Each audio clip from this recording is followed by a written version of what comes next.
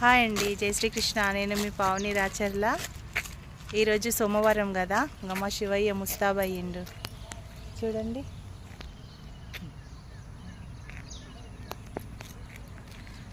రండి.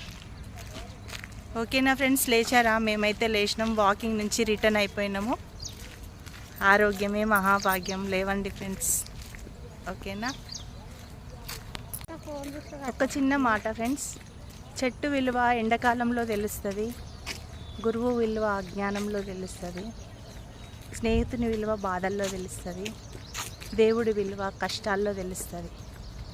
కానీ వాకింగ్ విలువ మనం అనారోగ్యమైనప్పుడు మాత్రమే తెలుస్తుంది. ఏమంటారు ఫ్రెండ్స్? సో డైలీ వాక్ చేయండి, ఎక్సర్సైజ్ చేయండి, ప్రాణాయామం చేయండి, ధ్యానం చేయండి. మైండ్ బాడీ రిలాక్స్గా ఉండాలి.